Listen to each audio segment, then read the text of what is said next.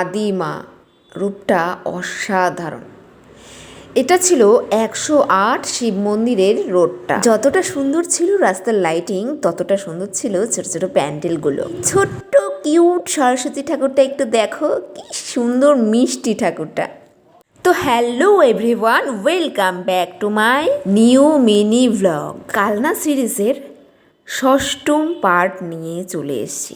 এই 108 শিব মন্দিরের গায়ে একটা সুন্দর প্যান্ডেল ছিল, সেটাই তোমাদেরকে দেখাবো এখন। এটা ছিল স্পুটনিক ক্লাবের প্যান্ডেলটা কিন্তু পুরোটাই তৈরি করেছে বাঁশের কঞ্চি, বাঁশের চটা, এই সমস্ত জিনিস দিয়ে। গ্রাম্য বাড়িতে উনুনে যেসব জিনিস দিয়ে রান্না করা হয়, সেই সমস্ত জিনিস দিয়ে একটা প্যান্ডেল তৈরি করেছে খুব সুন্দর ভাবনা নিয়ে। সাথে কালারিং কাগজ, লাইটিং, আরও কত কি ছিল। সরস্বতী পুজো এবং তার সাথে দেবী আরাধনা, দেবীর বই পুস্তকাদি, দেবীর সুরকার, সমস্তটা নিয়েই কিন্তু দেবী। তার সাথে মা সরস্বতী পুজোর দিনই বাঙালির ভ্যালেন্টাইন্স ডে হিসেবে জানি আমরা সকলেই।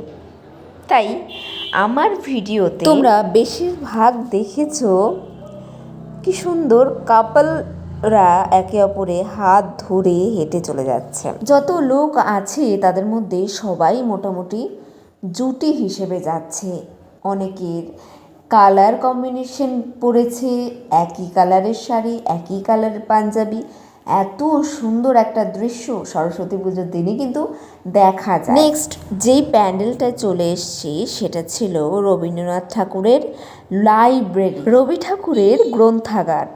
অর্থাৎ রবি ঠাকুর যেখানে বসে পুস্তক, গ্রন্থ, বই, উপন্যাস রচনা করত, সেই জায়গাটাই সুন্দরভাবে ফুটিয়ে তোলার চেষ্টা করেছে এখানে। ভিডিওতে কতটা কি তোমরা বুঝতে পারছো জানি না, তবে যদি সামনাসামনি দেখতে পুরো বুঝতে পারতে যে সেই জায়গাটাই এসেছি, যেখানে রবীন্দ্রনাথ ঠাকুর বসে বাচ্চাদের পড়াশুনো করা, কিছুটা কবিগুরুর বাসস্থানের মতো স্মৃতি তুলে ধরেছে অসাধারণ ভাবনায়। আর যেখানে গ্রন্থ, পুস্তক, বই, পড়াশোনা, সেখানে তো মা সরস্বতী থাকবেই।